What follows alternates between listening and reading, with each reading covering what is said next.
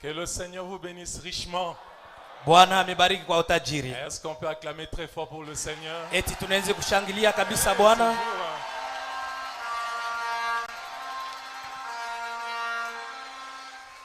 Ce jour est un jour spécial. Siku ni siku ya upekee. Ces réunions sont des réunions spéciales. Mikusanyiko ni ya upekee. Je suis tellement ému quand je me tiens devant vous cet après-midi. Niko nashikia furaha kabisa hivi nasimama mbele yenu hii kisha mchana. Quand je réalise que le diable a échoué. Wakati mimi naona kama shetani anashindwa. Je veux entendre vos cris. Je veux eti tunaweza kusikia malalamiko yenu.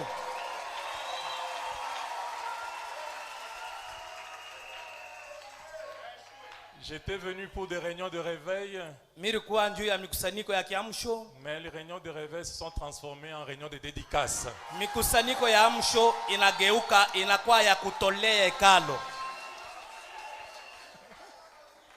Asseyez-vous d'abord, asseyez-vous. Je vous salue tous dans le nom du Seigneur Jésus-Christ. Et comme je l'ai dit, je suis vraiment ému. C'est avec beaucoup d'émotion que je me tiens devant vous. Et quand je vois ces beaux peuples,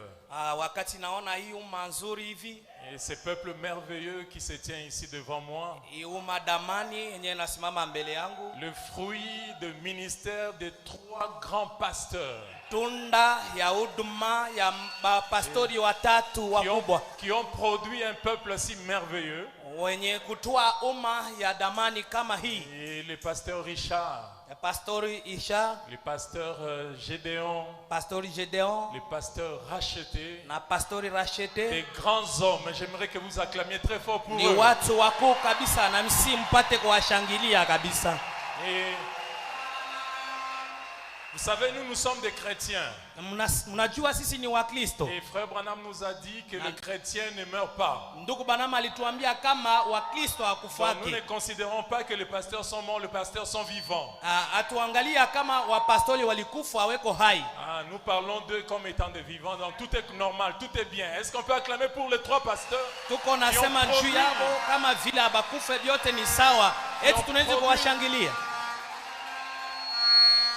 Vous savez, vous ne le savez peut-être pas, il faut que je vous le dise.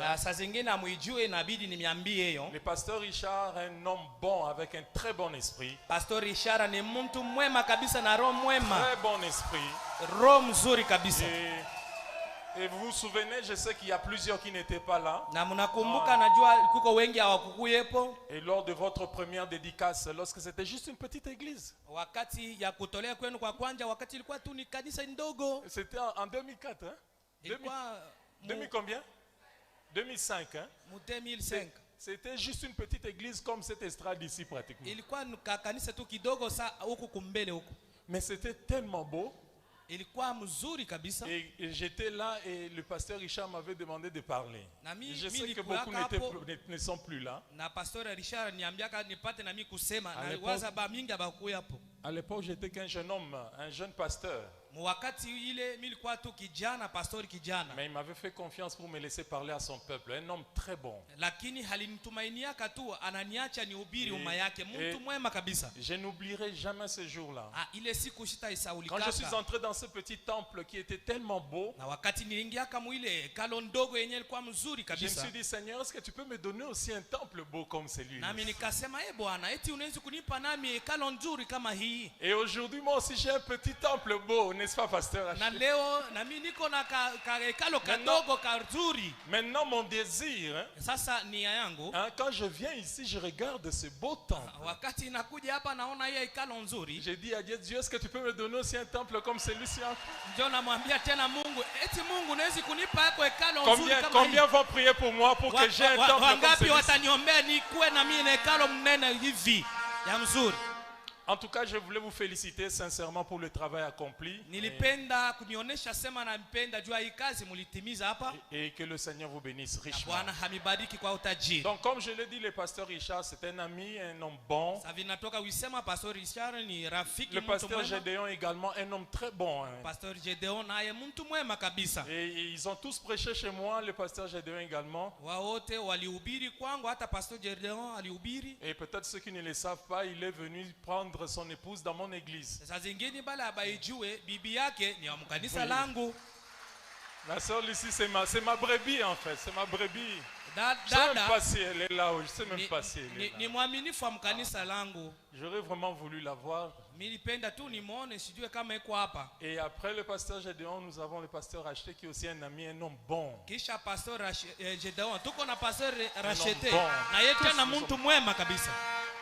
Vous avez de la chance d'avoir les meilleurs hommes comme pasteur et berger. Amen. Amen. Aujourd'hui, je suis venu pour parler. Juste, j'ai 2 ou 3 choses à dire.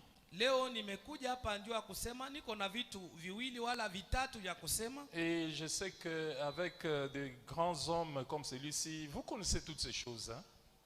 Vous connaissez toutes ces choses. Je vais juste ajouter quelque chose pour parler de la commission de Oyo.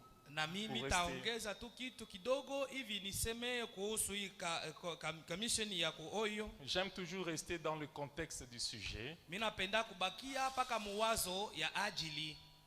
le réveil des ossements desséchés. Et si nous pouvons nous tenir debout, nous allons lire les Écritures.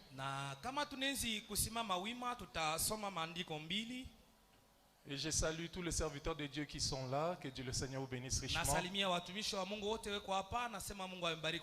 voulais que nous puissions lire ensemble dans l'évangile selon Jean. Nous lirons le premier chapitre à partir du verset 26 jusqu'au verset 34. Nous lisons dans le nom du Seigneur Jésus-Christ. Jean leur répondit: moi je baptise d'eau, mais au milieu de vous il y a quelqu'un que vous ne connaissez pas, qui vient après moi.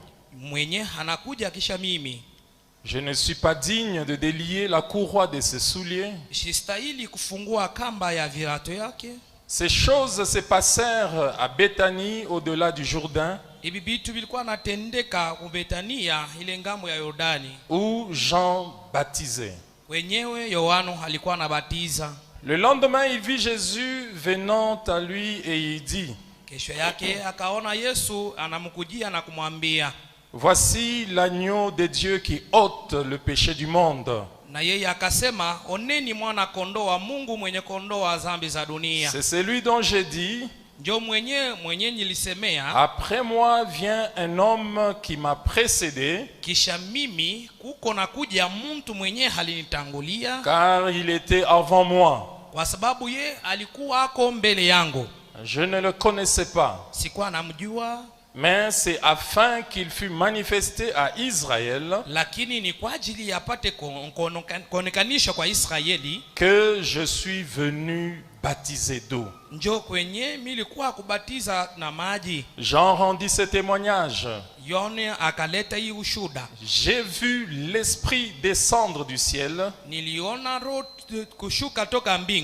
comme une colombe et s'arrêter sur lui.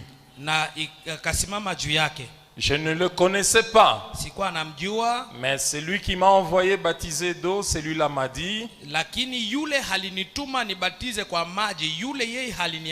celui sur qui tu verras l'Esprit descendre et s'arrêter, c'est celui qui baptise du Saint-Esprit. Et j'ai vu et j'ai rendu témoignage qu'il est le Fils de Dieu. mimi niliona ile na nikashuhudia kama yeye ni mwana wa Mungu. Seigneur Dieu Tout-Puissant, nous te rendons grâce parce que tu as permis que nous puissions nous tenir devant ces pupitres et lire tes écritures, la Bible, et partager cela avec ton peuple. La prière, Seigneur, de cet après-midi, c'est que le Saint-Esprit qui est l'interprète de la Bible puisse venir nous donner le contexte et bénir l'inspiration et l'onction, et que la vie soit transmise et que tu ouvres l'entendement spirituel de ce peuple pour recevoir ces paroles prophétiques. Accorde-le, Père bien-aimé, dans le nom de Jésus-Christ. Amen. Amen. Je voulais vous parler cet après-midi d'un homme grand. Ikisha mchana nitaongea na mwewe kuhusu mtu mmoja mkuu kabisa. Et cet homme, Jésus-Christ lui-même parlant de lui, a dit, yule muntu Yesu Kristo kunenea kuhusu yeye mwenyewe alisema, de tous ceux qui sont nés de femmes, toka bale bote balizalika toka mke, il n'y a jamais eu quelqu'un comme lui. Akuya kwaka mtu hata mmoja saa yeye. Il s'agit de Jean-Baptiste. Ilikuwa mambo ya Yohana Mbatizaji. Jean-Baptiste est extraordinaire. Yohana Mbatizaji ni mtu wa mastajabu, avec un destin extraordinaire. Na ile kusudi ya mastajabu. Un homme qui s'était retiré dans le désert. Muntu yule haliendaka mjangwa, parce qu'il avait une commission qui était extrêmement importante. Kwa sababu alikuwa na utumishi ilikuwa ya lazima kabisa. Il a quitté sa famille. Aliondoka jamaa yake. Il ne s'est pas marié. Asikoowe. Il n'a pas étudié. Asikufunde masomo. Il s'est retiré dans le désert. Yeye alienda tu mjangwa. Juste dans le but de pouvoir introduire le Messie. Mushabatu ya kuonesha na kuingiza Masia. Tous ces sacrifices que Jean-Baptiste a fait, c'était pour qu'il soit capable de reconnaître le Messie à sa première venue. Et c'est ainsi que la Bible parle de lui comme étant le précurseur. Et lui-même a témoigné en disant, c'est lui que moi je dois vous introduire, je ne le connais pas. Hata ye mwenye alishuhudia ya kama huyu mwenye ninapasha kumionesha simujui. Je ne le connais pas. Simujui. C'est lui que je veux vous introduire. Yule mwenye nitamiponesha. Je ne le connais pas. Simujui. Mais c'est lui qui m'a envoyé baptiser d'eau. Lakini yule tu alinituma nibatize kwa maji. Il m'a dit, yeye aliniambia, lorsque je verrai un homme, wakati nitakapoona mtu, peu importe qui cet homme sera, aizuru yule mtu ni nani, mais si un homme entre dans l'eau, lakini kama mtu anaingia maji, et que la colonne de feu vient sur sa tête, na nguzo la moto inamkujia juu ya et kichwa vient yake, se suspendre au-dessus de sa tête, na kwa kuketi juu ya kichwa yake, moi Jean-Baptiste, mimi Yohana Mbatizaji, je dirais, nitasema, voici l'agneau de Dieu mwana kondoo ye qui huyu ôte le péché du monde. mwenye kondoo wa dhambi za dunia. La qualité de cet homme-là m'importe peu. Tabia ya yule mtu haina na mambo. L'essentiel c'est qu'il ait un signe sur lui, ile ndio ishara juu yake, qui va me désigner yenye itanionyesha qui est cette personne que je dois introduire. ya kusema njoo yule mtu mwenye napasha kuonesha Vous êtes watu. avec moi, église? Muko pamoja nami kanisa? Pourquoi Dieu juu ya nini Mungu devait-il envoyer un précurseur alipasha kutuma mtangulizi pour introduire le Messie, juu ya kuingiza Masia, alors que le Messie signifie Dieu? na chapo Masia manake Mungu? Est-ce que vous le savez? Eti mnaijua? Le Messie c'est Dieu lui-même. Masia ni Mungu.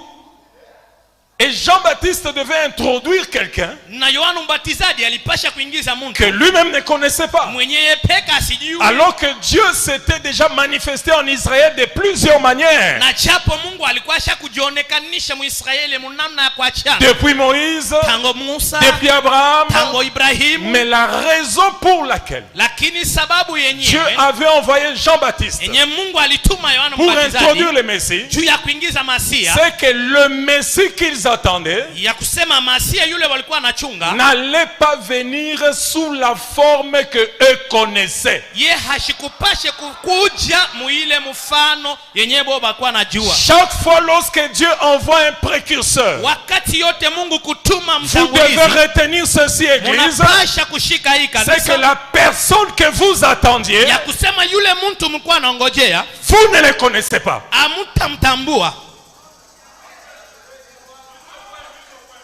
Vous ne le connaissez pas. Hamutambue Parce que si vous le connaissiez, kwa sababu kama mulinga mtambua Dieu n'allait pas vous envoyer un précurseur Mungu asikunge tuma pour mtangulizi vous introduire quelqu'un que vous connaissez. juu ya kumionesha mtu yule Vous mnajua. n'avez pas besoin de quelqu'un Amuhitaji mtu pour vous fulani pointer quelqu'un que vous connaissez. juu ya kumishontea mtu yule Mais mnajua. si vous avez besoin de quelqu'un Lakini kama pour unahitaji vous mtu introduire une autre juu ya personne, kumionesha mtu c'est que mwingine, la personne que vous attendez, vous ne le connaissez pas. manake yule mtu muko na ngojea mumujui. Si nous sommes d'accord, je vais un amen. Kama tuko pamoja, napenda kushikia amina. En 1933, Mu mwaka 1933 un homme du nom de William Marion Branham muntu jina lake William Marion était Branham en train de baptiser dans la rivière Oyo. alikuwa anabatiza Quand il est arrivé à la 17e personne, wakati alifika kwa mtu wa une 17, lumière est descendue du ciel. nuru moja ikashuka Et toka la mbinguni voix a dit, na sauti ikasema, comme j'ai envoyé Jean-Baptiste vile milituma Yohana Mbatizaji pour être le précurseur juu ya kwa de mtangulizi ma première ya venue, kuja kwangu kwa je pili, t'envoie toi, na wewe Branham, nakutuma wewe Branham, avec un message na ujumbe moja pour que tu sois le précurseur ukuwe de mtangulizi ma seconde venue. kuja kwangu kwa pili. Et si Dieu doit envoyer Branham Kama Mungu anapaswa pour nous kutuma introduire Jésus-Christ, juu ya kutonesha c'est que le Yesu Kristo, Jésus que vous connaissez, manake yule Yesu ce n'est pas najua, celui qui vient vous prendre. ana yule kwa kwa kumchukua. Allez-y, église, allez-y, allez-y. Mu- Est-ce que vous devez, on doit vous montrer quelqu'un que vous connaissez? eti banapasha kumionesha mtu yule mnajua? Jean-Baptiste a dit, Yohana Mbatizaji cette alisema, personne je ne le connais pas. yule mtu simujui. Et aujourd'hui, Na vous leo dites que frère Branham, na unasema ndugu Branham, cette personne-là, nous le connaissons déjà. yule mtu sisi Mais si tunamjua. vous ne le connaissez, Kama mwe mnamjua, c'est que frère Branham n'a servi à rien. maana yake ndugu Branham hana na maana.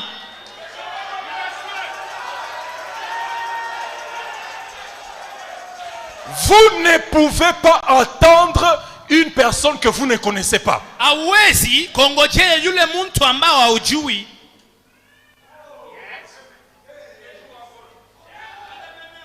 J'attends le pasteur racheté. Niko nangojea pastor ashete hapa, Mais vous ne le connaissez pas. lakini haumjui. N'importe qui entrera ici, vous direz c'est peut-être pasteur racheté. Mtu yoyote ule ataingia utashtuka, saa zingine ni pastor ashete. Et on vous dira non, ce n'est pas lui. Watakwambia hana Et vous hii. serez encore en train d'attendre quelqu'un. Ya pale huko Comment pouvez-vous attendre quelqu'un que vous ne connaissez pas? sasa, namna gani wewe unaweza kuongojea yule mtu haujui? Si frère Branham est un précurseur Kama kweli ndugu Branham alikuwa de la mtangulizi seconde venue de Jésus-Christ, ya kuja kwa mara pili c'est kwa que le Yesu Kristo, Jésus-Christ qui devait venir manake Yesu Kristo yule n'a alipasha plus kuja, la forme que vous l'avez connu. hana na umbo yule mulimujuia.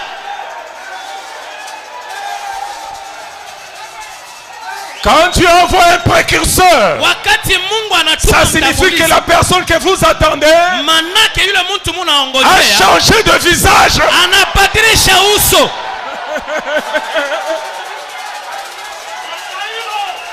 Il a changé de visage. Anabadilisha uso Il yake. n'a plus la forme que vous connaissiez. Tena na yule umbo Il n'est mnajua. plus comme ceci. Haina wa vile. C'est pourquoi sur la montagne de la Kwa transfiguration, maana kumlima wa kubadilika, Frère Branham dit, ndugu Branham la anasema montagne de la transfiguration, ile mlima wa mabadiliko c'était l'ordre de la seconde venue. ilikuwa utaratibu ya kuja kwa mara ya pili. Transfiguration Kubadilika signifie maana yayo passer d'une figure à une autre. kutoka kusura moja kwenda kuingine. Je suis venu vous dire ce soir Hii magharibi nakuwa kumiambia la raison pour laquelle les églises manqueront de le voir.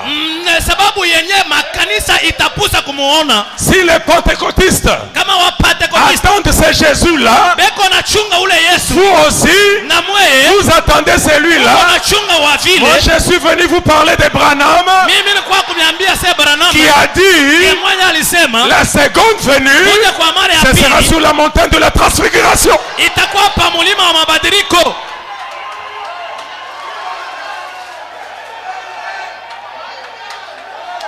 Jésus a pris Jean.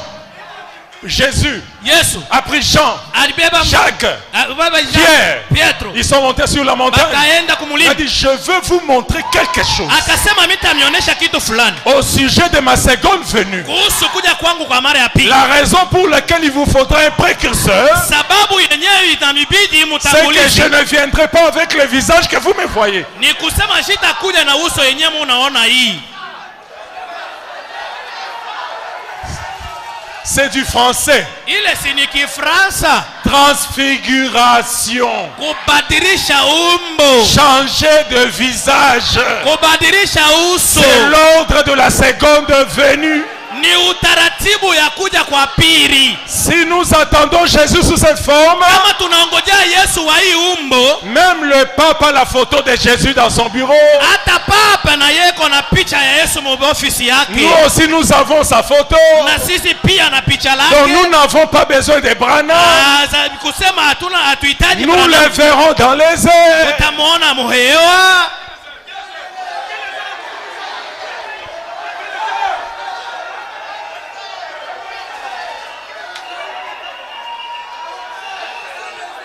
Jean-Baptiste, Yohana Mbatizaji. rentrons un peu en arrière. Turudie nyuma kidogo. Jean-Baptiste, Yohana Mbatizaji en train de baptiser eko na batiza dans l'eau. mu maji, Et il voit une lumière, na hanaona nuru, la colonne de feu, guzo la moto, la colombe, jiwa descendre sur la tête d'un homme inashuka juu ya kichwa ya mwanadamu et se mobiliser. na kusimama. Et Jean-Baptiste dit, Na Yohana Mbatizaji anasema, voici l'agneau de Dieu mwana kondo ye huyu qui ôte le péché du monde. wa Mungu mwenye kondosha dhambi za dunia. Donc l'agneau, Manake mwana kondo, est-ce que vous êtes avec moi? eti bo pamoja na mimi. L'agneau Mwana kondo qu'Israël connaissait, yule Israeli alikuwa anajua qu'ils amenaient chaque matin au temple. mwenyewe alikuwa anapeleka kila asubuhi kuhekalu. C'était un animal à quatre pattes Ilikuwa ni nyama na miguu nne, qu'on amenait pour qu'il soit immolé, mwenyewe alikuwa analeta juu ya pour qu'ils kuchinjiwa obtiennent le pardon de leurs péchés. ili wapate usamaha wa madhambi zao. Mais voici que Jean-Baptiste Lakini oneni hapa Yohana vient leur Mbatizaji dire, anakuwa yeye kubambia l'agneau ce n'est pas un animal, ya kusema mwana kondoo si mais nyama, l'agneau lakini mwana c'est kondoo plutôt un être humain ni mwanadamu qui marche avec deux jambes mwenyewe eko natembea na mikulu et qui mbili a la capacité na eko na uwezo d'ôter les péchés. ya kondosha dhambi. La véritable expiation, Ile ondolevu ya kweli, le pardon des péchés. usameo wa madhambi.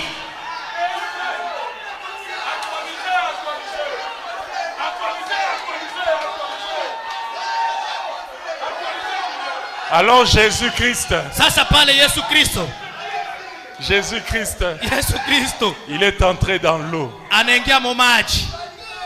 Jean-Baptiste l'a regardé. Yohana Mbatizaji anamwangalia, Je ne suis pas digne. asema sistahili, C'est toi qui dois me ni baptiser. wewe ndio unapasha nibatiza. Jésus a dit, Yesu asema il est convenable inastahili que nous accomplissions tupate kutimiza toutes les écritures.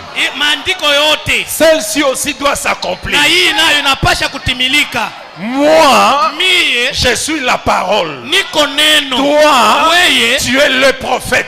uko nabii, La parole neno vient au prophète. inakuya kwa nabii.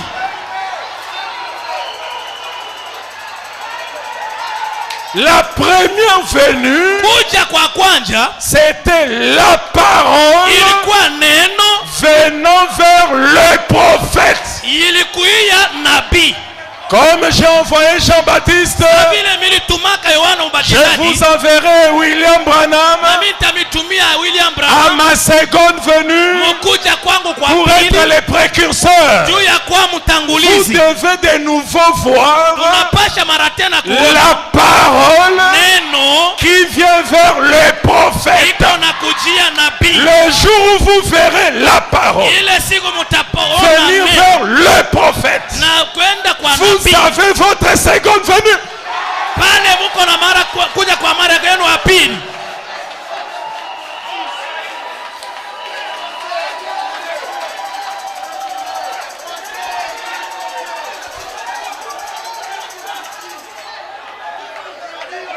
Frère Branham dit, Ndugu Branham anasema la parole parlait la sémence originelle. mu mahubiri neno iliyonenwa mbeko la kumwanjo. Les théologiens ont lu la Bible. Aba teolojia balisoma Biblia. Les protestants ont lu la même Bible. Waspiringa nao walisoma Biblia moja Le moja. pape aussi a lu la Bible. Na papo naye alisoma Biblia. Que Jésus devait venir pour la deuxième Ya fois. kusema Yesu alipasha kurudia mara ya pili. Maintenant, ceux de Branham. Sasa aba wa Branham. Aujourd'hui, moi, je vous parle à vous. Sasa hapa leo niko Vous naongea na aussi, mwe. vous avez lu la Bible. Na mwe si mulisoma Biblia. Vous avez vu. Na muliona. La Bible dit Biblia nasema que frère Branham est le précurseur de la seconde venue de Jésus-Christ. ya kusema ndugu Branham ni mtangulizi wa kuja kwa mara ya pili kwa Mais Yesu je Kristo. voulais attirer votre attention sur quelque chose. Lakini napenda kukokota angalisho yenu pale Laissez moja. frère Branham lui-même interpréter son propre message. Mwachie ndugu Branham yeye mwenyewe atafsiri ujumbe yake. Paragraphe 119. Kipindi yake ya 119. Frère Branham dit, Ndugu Branham anasema ma mission, kazi yangu, la mission de frère Branham, utumishi wa ndugu Branham, pour laquelle Dieu m'a appelé, utumishi yenye Mungu alinitia, je devrais dire des choses personnelles. milipasha kusema bintu byangu miu ya upekee. Aujourd'hui, Leo Branham va dire des choses personnelles à Fellowship. Branham atasema bintu bya upekee kwa fellowship. Pour votre dédicace, Juu ya kutolea kwa hekalo yetu. Branham va vous dire des choses personnelles. Branham atamiambia bintu bya upekee. Ce sont des choses que Branham ne dira pas dans toutes les églises. Ni bintu bile Branham asitasemaka makanisa zote. Branham est ici. Branham eko hapa.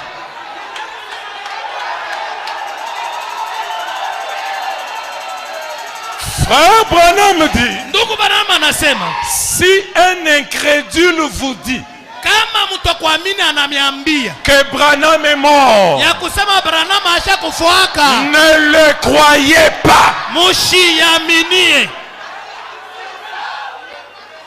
Ok.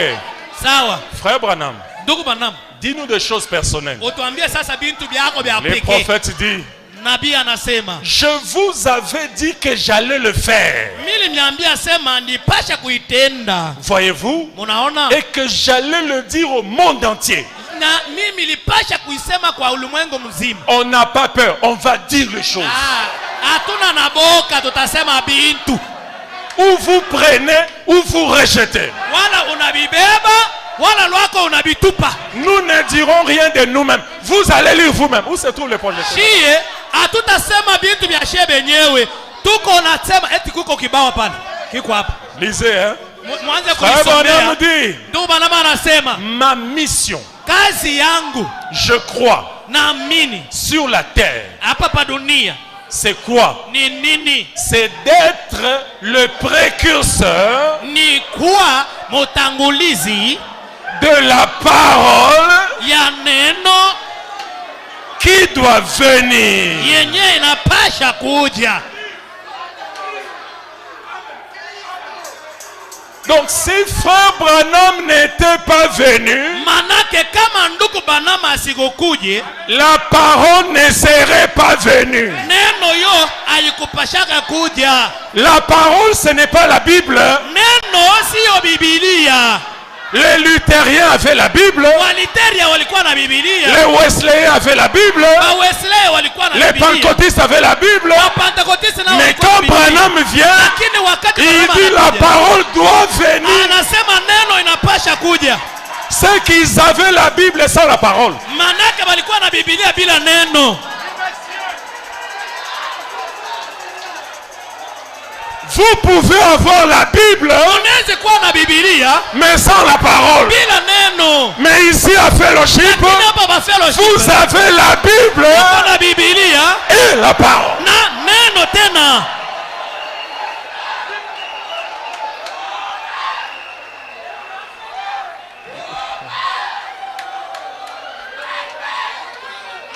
Est-ce que nous sommes ensemble?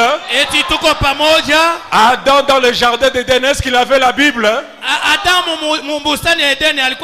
Adam n'avait pas la Bible. Mais Adam avait la parole. Job n'avait pas la Bible. Mais il avait la parole. Vous avez la Bible et la parole qui est venue. Donc frère Branham n'est pas le précurseur de la photo d'Hoffman.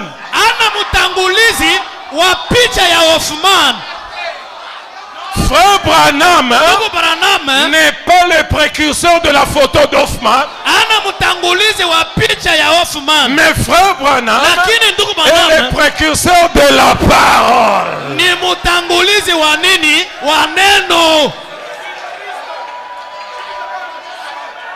Et quand vous voyez le prophète et la parole qui vient vers le prophète,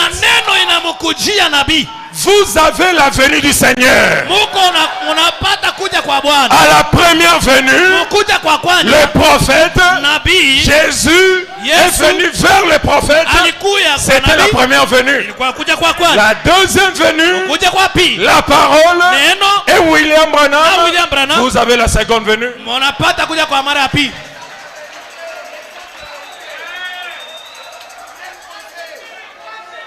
Le prophète continue, il dit la parole qui doit venir, c'est-à-dire Christ. Maintenant Christ, ce n'est pas le prénom de Jésus. Christ, c'est un qualificatif.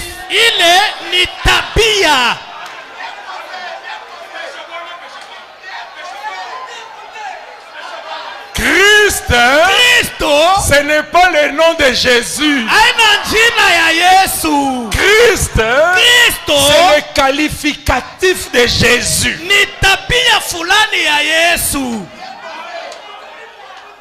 C'est pour ça frère Branham dit Josué était Christ. Yoshua alikuwa Kristo. Abraham était Christ. Ibrahimu naye alikuwa Kristo. Malachi était Christ. Malaki naye alikuwa Kristo. Christ signifie Kristo maana yake un homme mtu qui est oint. Mwenye kupakaliwa. Quand vous voyez un homme wakati unaona mtu avec l'onction de la colonne de feu na upako la nguzo la moto au-dessus de sa tête, juu ya kichwa yake, vous avez Christ. Munapata Kristo.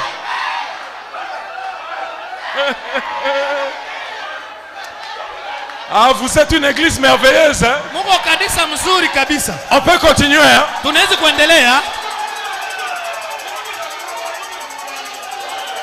Frère Branham dit, et Christ, en lui, il y a le millénium, et il y a tout en lui. Tout. Parce qu'il est la parole. Quand Christ vient, il y a la translation. Quand Christ vient, il a l'enlèvement, les cris de commandement, la voix de l'archange, le millénium. Tout est contenu en lui. le mariage, la bénédiction, la prospérité, la guérison des malades, tout est contenu en Christ. C'est une bénédiction. C'est pour ça frère Branham dit, ceux qui recevront ces prophètes en son propre nom, ils recevront les effets bénéfiques du ministère de ces prophètes. Parce qu'à l'intérieur, il y a l'argent, il y a la bénédiction, il y a le Saint-Esprit, il y a les changements, il y a la guérison, il y a la délivrance.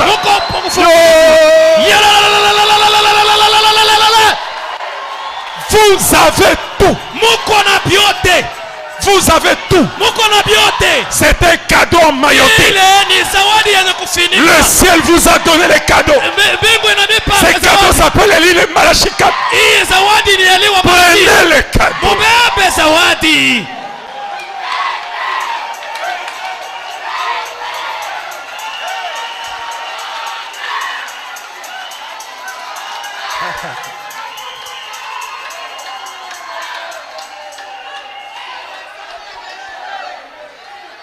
Quand vous voyez seulement Dieu dit,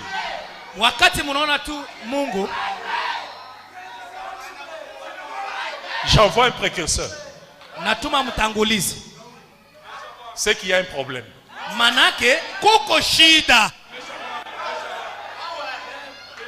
C'est pour ça que Caïphe disait, quand le Messie viendra, le Messie viendra, il y aura un escalier qui viendra du ciel et ça descendra dans le temple. Et il y aura des trompettes qui vont sonner et le Messie va descendre. Il disait, c'est moi le Messie, je suis venu vous délivrer des Romains.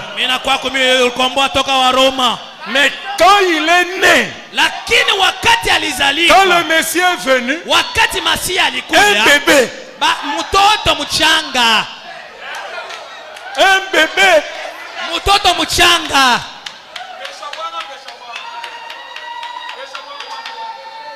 il joue au bill, il joue au bill, il joue au football.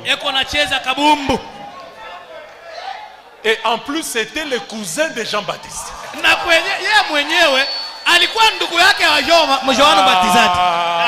Les gens disent il est membre. Vous êtes en train de faire des aventures, hein? Le Messie que nous on attend c'est ton cousin. Donc vous êtes entendu là-bas. Vous venez nous tromper ici. Dieu fait toujours les choses pour achoper les incrédules.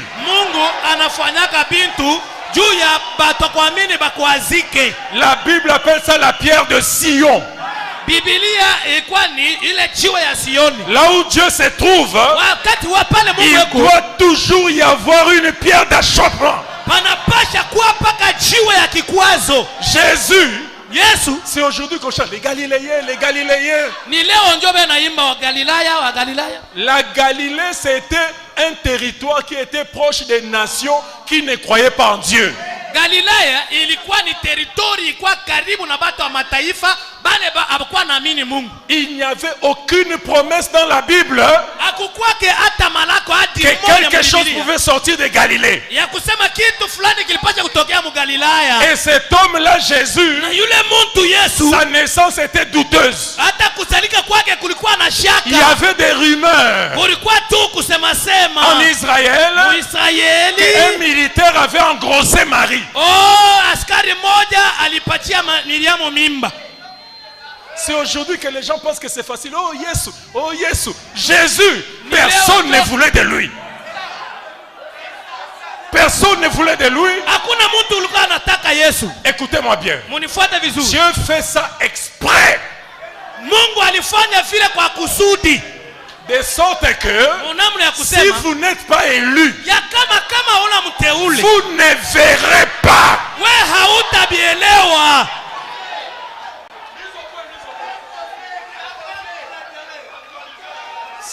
Cette église-là avec un enfant illégitime. Jusqu'aujourd'hui, on n'est même pas sûr qui est son père. Cerise sur les gâteaux. Pour mettre les combles au scandale. Jésus se promène avec des femmes. Marie de Magdala, Marthe.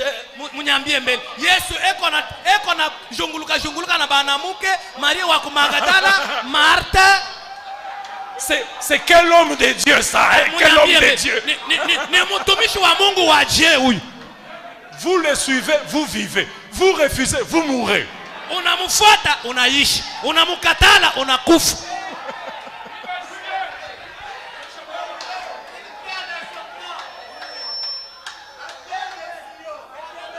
Ah, vous, hein, vous allez me prendre beaucoup de temps. Allons-y. Vous êtes très dangereux, vous autres. Je dois me méfier de vous. Frère Branham dit,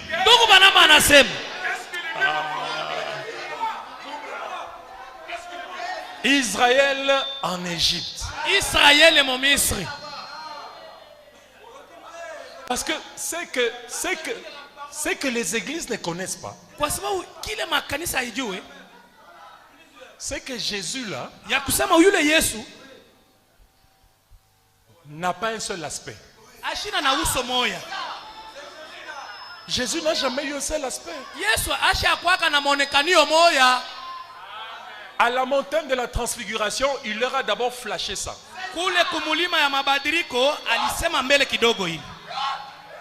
Quand la nuée est descendue sur lui, Pierre a regardé. Mais c'est qui ça?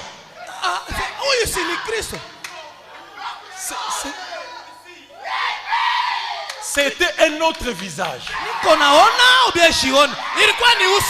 C'est pour ça qu'on a appelé ça la montagne de la transfiguration.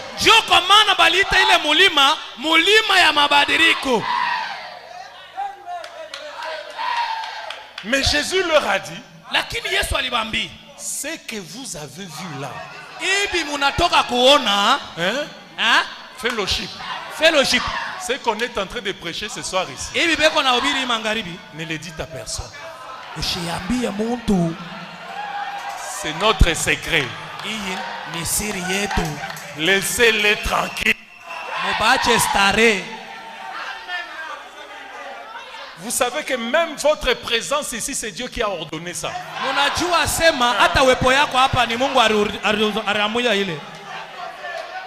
Ceux qui ne sont pas venus aujourd'hui,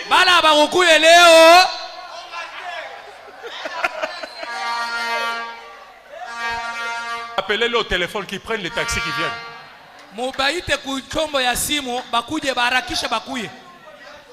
Jésus voulait leur dire,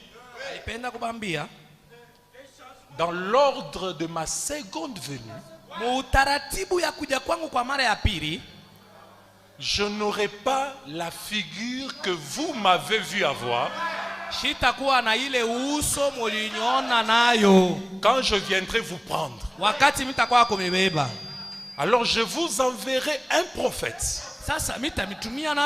qui, comme Jean-Baptiste, aura la responsabilité de vous pointer mon visage, pour que vous n'attendiez pas en vain une personne qui était déjà venue.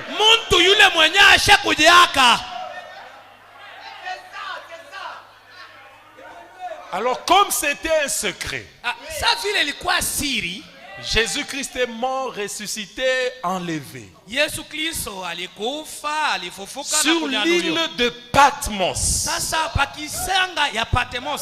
Jésus revient. Parce que Frère Branham dit, quand on avait posé la question à Jésus-Christ, quand est-ce que tu reviendras? Jésus ne connaissait pas ça. Mais après sa mort, son ensevelissement, sa résurrection, Jésus est monté auprès du Père.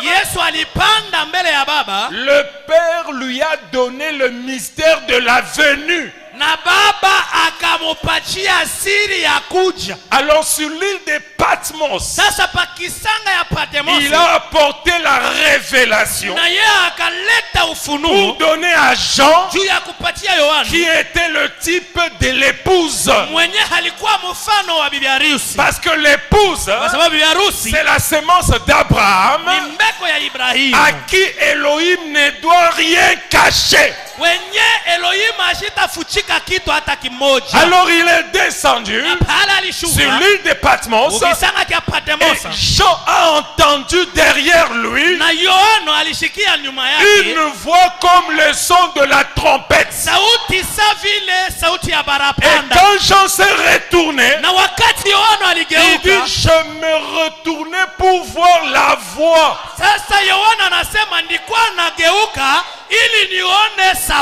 Jésus sera la voix de Dieu pour vous dans les derniers jours. Quand Jean s'est retourné, il a vu quelqu'un qu'il n'avait jamais vu. Je n'ose pas dire si c'était quel visage. Mais une chose est sûre, ce n'était pas celui-ci. Mais quand Jean l'a regardé, cette personne devait dire à Jean: Jean, ne crains pas. Est-ce qu'il y a quelqu'un qui a peur ici? Jean, ne crains pas. J'étais mort, mais je suis vivant au siècle des siècles. Je viens te donner la révélation. Maintenant, quand Jean l'a regardé, Frère Branham dit, Alléluia. Frère Branham dit, et le voilà qui se tenait là. Il dit quoi? Et il avait l'aspect d'une pierre de jaspe et de sardoine.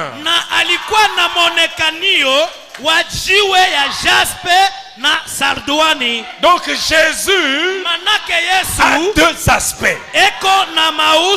Un aspect à la première venue, un autre aspect à la seconde venue. Ne le cherchez pas à la seconde venue avec l'aspect de la première venue. Il dit: Jean, j'ai deux aspects. Jasper, sardoine. Et le prophète continue. Est-ce que vous aimez le message là? Frère Branham continue, il dit: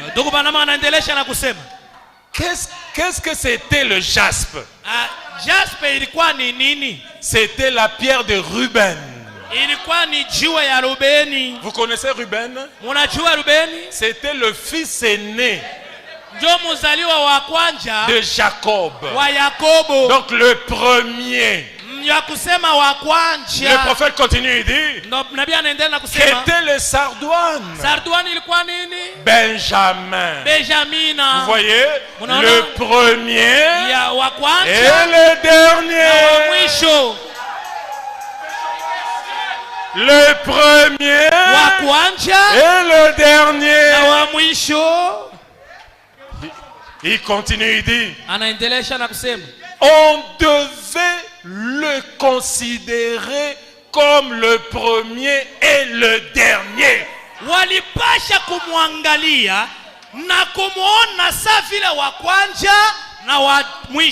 Donc Jésus veut que quand vous les considérez, vous devez les considérer sous deux aspects. Sinon vous risquez d'attendre un Jésus imaginaire quand il est venu comme le premier, il vient avec un certain aspect. Quand il revient comme le dernier, il vient avec un autre aspect. Et un arc-en-ciel qui entourait sa tête. Au-dessus de cette lampe d'or, c'était un arc-en-ciel, une alliance que Dieu avait faite à travers Abraham, à travers Isaac, à travers Christ, à travers l'Église, par le baptême du Saint-Esprit. La robe à 7 couleurs qui était sur Joseph, qui était sur Jésus, elle est sur l'Église aujourd'hui, la protégeant. Le corps était recouvert par la robe. Et l'Église, ce n'est pas vous, c'est le Saint-Esprit qui vous couvre du sang. L'alliance de Dieu prédestinée avant la fondation du monde.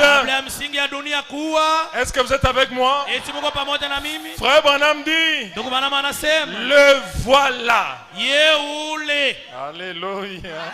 Amen. Il dit alléluia. Alléluia. Je devais absolument laisser sortir cela. Très bien.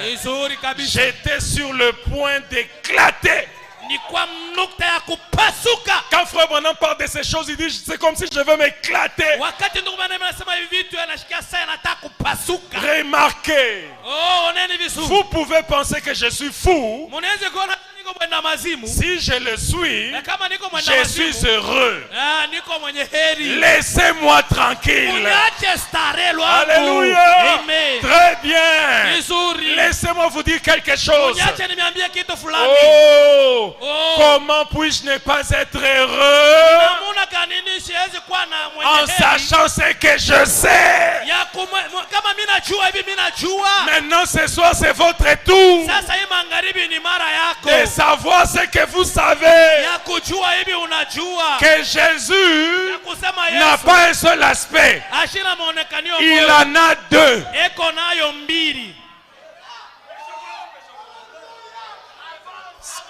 C'est pourquoi le pape ne le verra pas. Les églises ne le verront pas. Même les autres tabernacles ne le verront pas.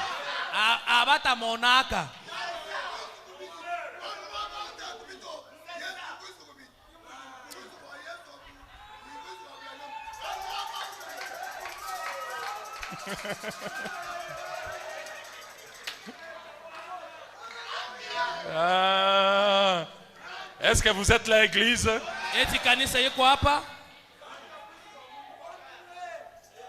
Je peux aller de l'avant. Frère Branham dit,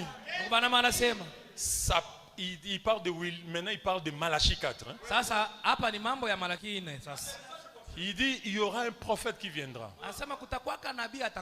Sa prédication sera revêtue de l'esprit. La parole parlée, la sémence originale, paragraphe 440. Il dit la prédication d'Élie le prophète sera revêtue de l'esprit et de force. Étant bien aligné sur la parole de Dieu. Suivez maintenant. À cause de tout ce qu'on aura fait passer pour la vérité de Dieu, beaucoup ne comprendront pas ce messager véritable. Est-ce que vous suivez ça? Plusieurs même des prédicateurs n'ont pas compris Branham. Beaucoup n'ont pas compris, je vous dis. Si vous êtes sous un ministère d'un pasteur qui a compris, restez-y.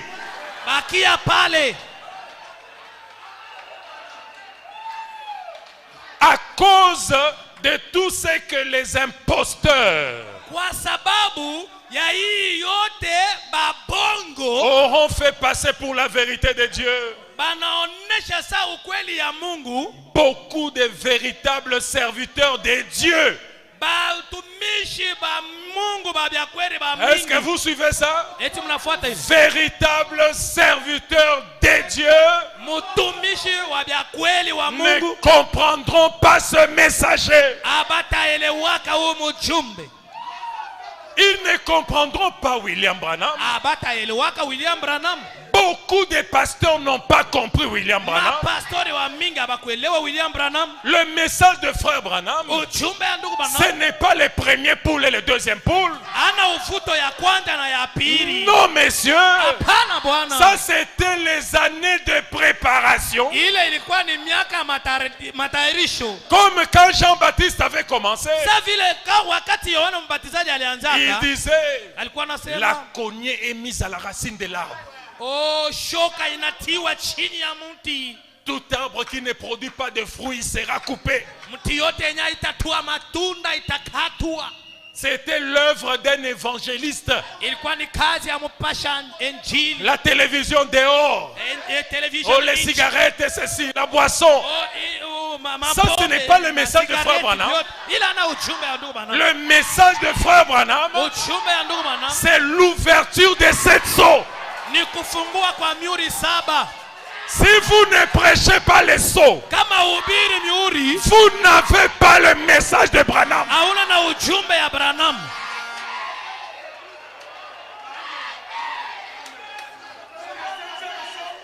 Ils n'ont pas compris Branham. Et frère Branham dit, qu'est-ce que l'ouverture des sceaux? C'est la révélation de Christ. Les sceaux vous pointent la personne que Dieu a oint.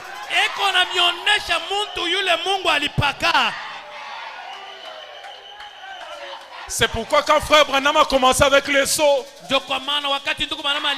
les pentecôtistes l'ont abandonné.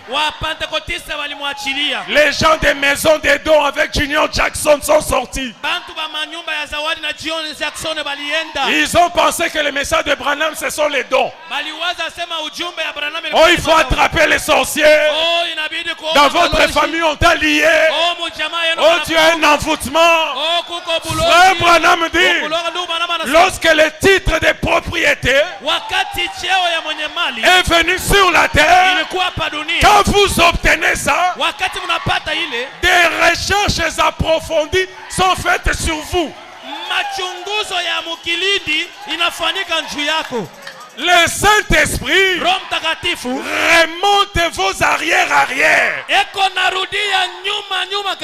Même s'il y a un péché qui venait de vos arrière-parents. Frère Branham dit, les livres scellés de sept sceaux, cassez ça.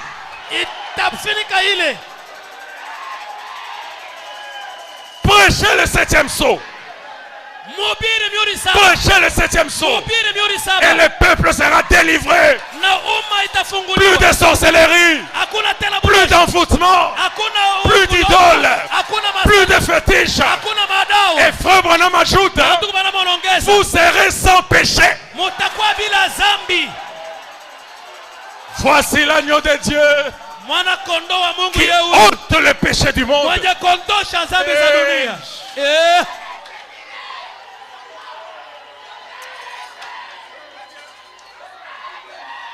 Vous connaîtrez la vérité. Et la vérité est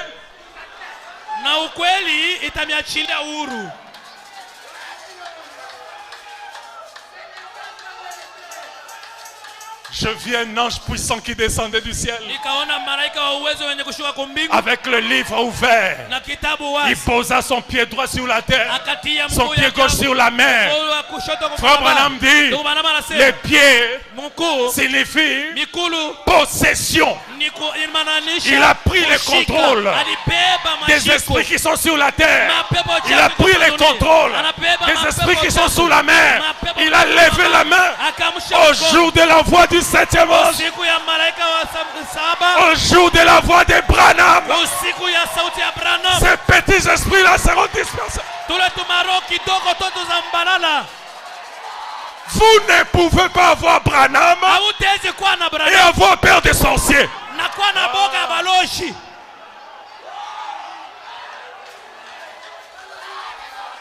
Nous n'avons pas le temps pour les sorciers.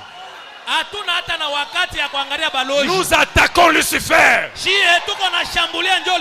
Frère Branham dit, l'ange puissant, c'est Michael. C'est lui qui avait vaincu Lucifer au ciel. Le 28 février 1963, c'est lui qui avait vaincu Lucifer. Est descendu sur la montagne du coucher du soleil. Et il a pris le livre. Il a donné à William Branham. Et Branham est venu vers vous.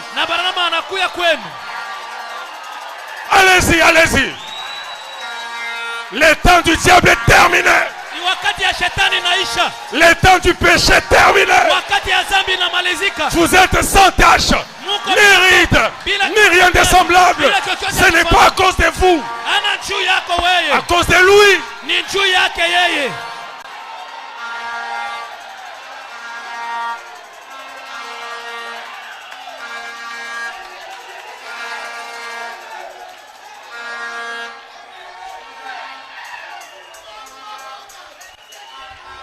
Frère Branham continue, il dit, suivez-moi maintenant. Ah, ça j'adore cette partie. Ah, ça c'est pour votre dédicace. Je vais vous faire du bien. Je vais faire du bien. N'est-ce pas, pasteur? On va faire du bien. Frère Branham dit, alors les prophéties du temps de la fin se répéteront comme le premier précurseur est sorti du désert et s'est écrié, voici l'agneau de Dieu, le second précurseur fera probablement la même chose.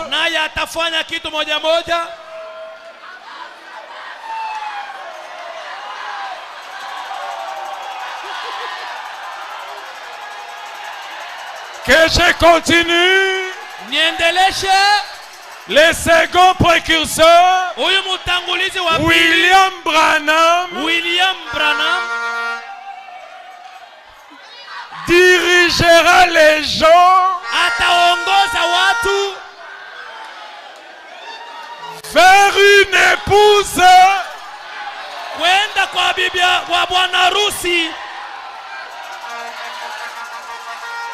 une épouse née de la parole. Le second précurseur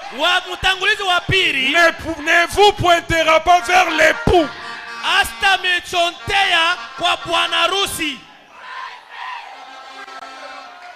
Le second précurseur ne vous pointera pas vers l'époux.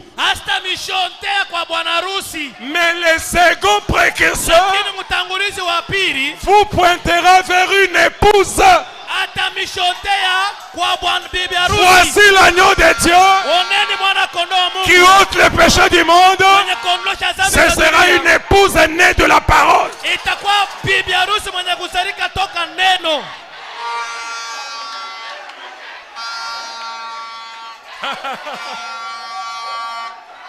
Maintenant, vous allez dire, hein? Oh, cette épouse-là née de la parole, c'est frère Salem. Oh, yule Ule bibi harusi yako natokea kuneno ni ndugu Salem. C'est le pasteur acheté. Oh, ni pasteur acheté. Et moi. Nambiye. Et lui. Na yeye. Et vous. Na mweye. Nous sommes les gens. Chez tuko bantu. Nous sommes les gens. Les seconds précurseurs nous pointera vers une épouse qui est la parole manifestée. Et la parole, ce sont les 7 anges dans une constellation. La totalité de la parole. L'ange de Paul, l'ange de Martin, l'ange d'Irénée, l'ange de Colomban, l'ange de Wesley et l'ange de Branham sont tous entrés dans la parole manifesté. Et William Branham est descendu de la montagne. Il est venu à la chair. Il a dit: bonsoir les amis. Voici l'agneau de Dieu qui ôte le péché du monde.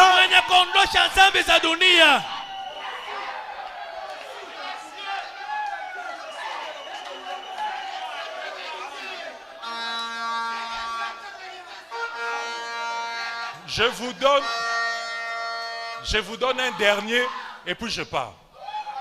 Mina mipatia risasi ya mwisho niende.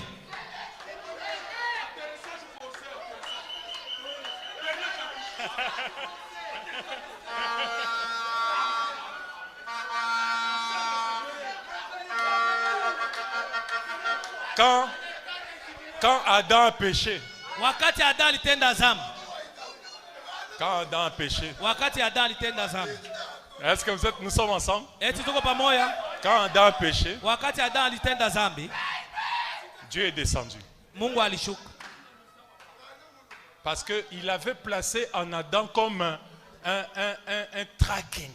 Kwa sababu aliweka juu ya Adam sa vile kitabu. Quelque chose qui pouvait contrôler Adam partout où il allait. Kintu fulani kilikuwa na mongo, kilikuwa na chunguza Adamu fashi yote alikuwa naenda. Ça s'appelait le titre de propriété. Ilikuwa inaitwa sa vile karitasi ya mwenye mali. C'est de 7 sceaux. Yenye kuchapwa na mihuri 7. Qu'on appelle Christ. Yenye wanaita Kristo. Qu'on appelle aussi la parole. Yenye wanaita tena neno. Qu'on appelle aussi l'agneau. Yenye wanaita tena mwana kondoo. C'est pourquoi quand Adam a péché, Adam a perdu Christ. Il a perdu la parole. Il a perdu l'agneau. Alors pour qu'il obtienne le pardon de ses péchés, lui il est allé prendre les feuilles de figuier.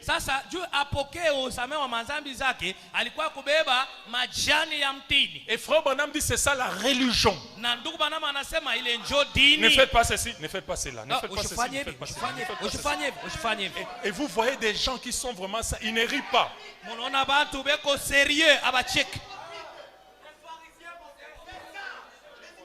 Qui a dit que quand on a le Saint-Esprit on ne peut plus rire? Aha. Ni nani ule alikuambia kasema kama uko na Roho Mtakatifu hawezi kucheka?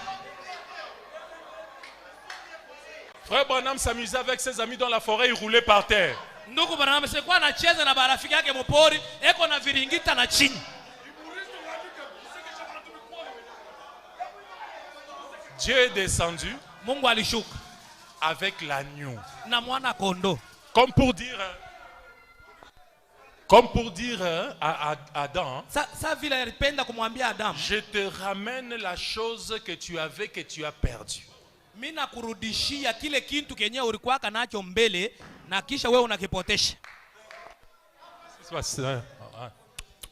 Ça va? Oui, ça va. Ok. Alors, Frère Branham dit, depuis ces jours-là, tokea tu ile siku l'agneau a toujours représenté la rédemption. Mwana kondo anaonekanishaka paka ukombozi. Mai. Donc Adam, il a perdu l'agneau. C'est pourquoi quand Jésus-Christ est venu, comme étant la parole, c'est l'agneau de Dieu qui ôte les péchés du monde. Et Frère Branham dit, la parole pardonne les péchés parce que la parole est Dieu. Quand vous n'avez pas la parole, même si vous priez pour demander pardon, Dieu ne vous accordera jamais le pardon. La chose qui pardonne, ce ne sont pas vos larmes. Mais la chose qui pardonne, c'est l'agneau qui est la totalité de la parole. C'est lui qui a la parole dans la chair à l'expiation authentique. Il est gardé sauvé.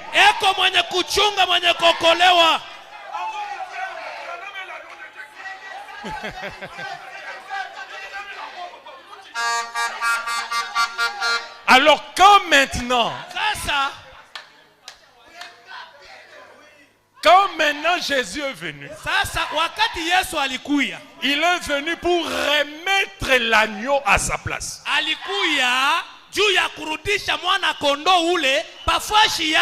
La place de l'agneau, c'était à l'intérieur d'Adam.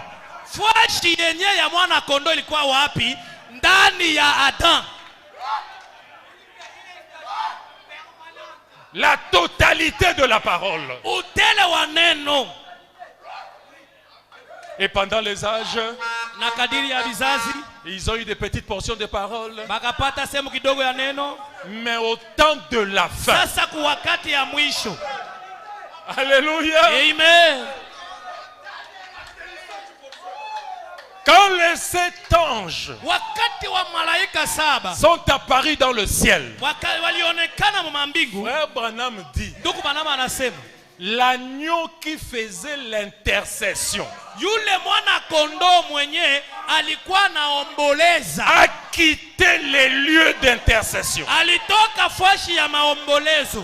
Parce que l'agneau occupait la place qu'Adam avait.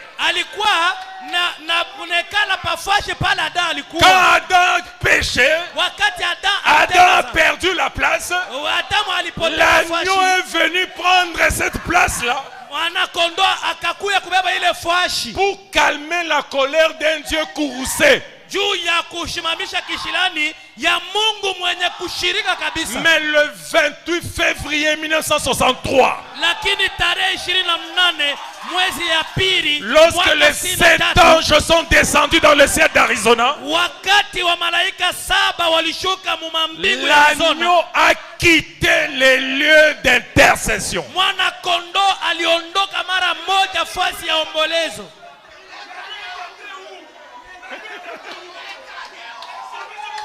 Vous avez le livre scellé de 7 sceaux de la voix de Dieu. Bon, je vais lire même la version ici. Question et réponse sur le sceau. Swali na majibu kuhusu mihuri.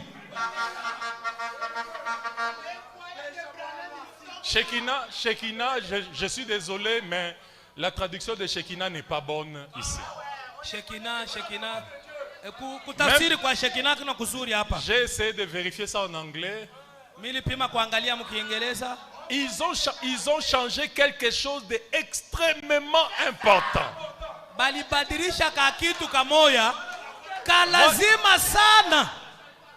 Je vous donne la possibilité de vérifier ça. 276. Frère Branham dit, voyez-vous comment le Saint-Esprit veille? Le Saint-Esprit veille à la parole. En effet, C'est exactement la même chose que ce que j'ai dit l'autre jour. Lorsqu'il m'avait parlé dans les bureaux. Frère Branham était dans le bureau, la colonne de feu est descendue. Et que je suis venu ici. Et je vous ai prêché sur le moment où l'agneau a quitté le lieu d'intercession. Oh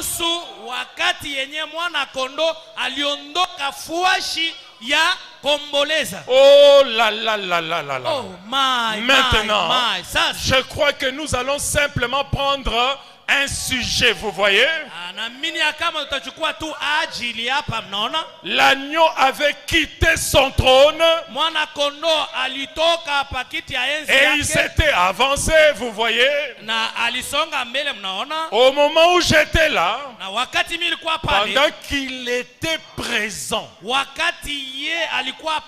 cette lumière qui est Christ, Frère Branham méditait sur le sol, la lumière est descendue.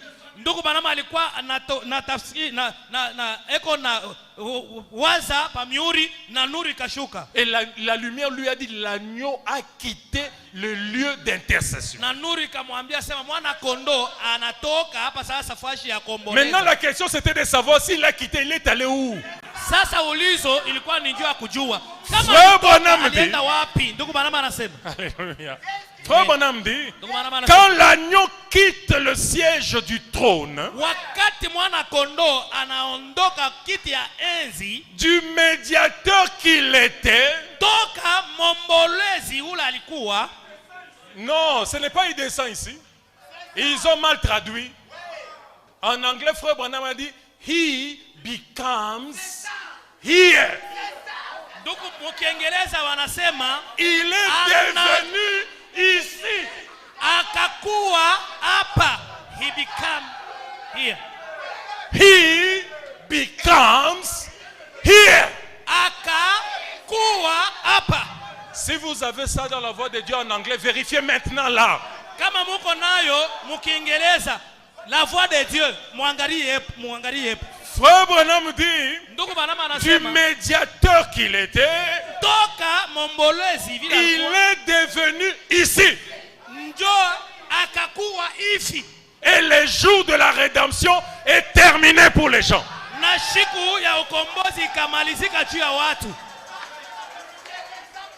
L'agneau devient ici.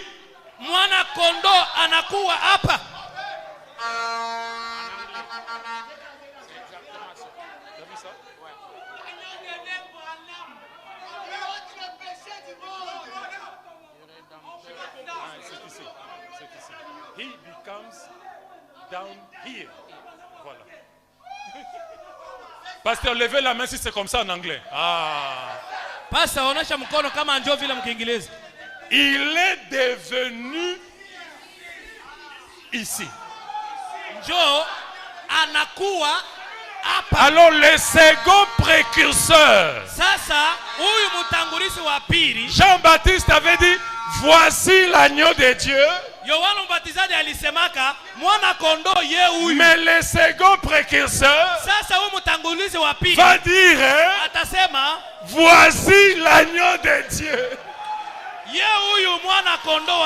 Que le Seigneur vous bénisse richement. Que Dieu bénisse Fellowship. Que vos péchés soient pardonnés.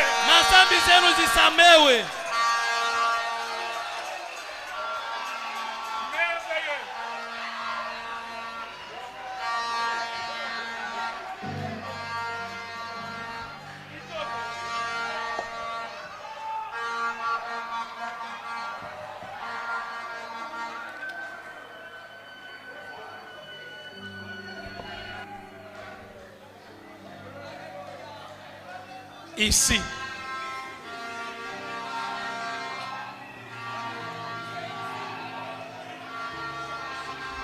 Ici. À bas.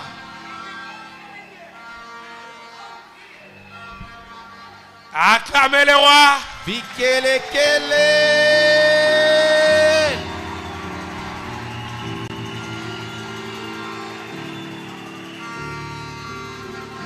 Ça résume tous les messages ici. Inafupisha ujumbe yote hapa. Ici. Hapa.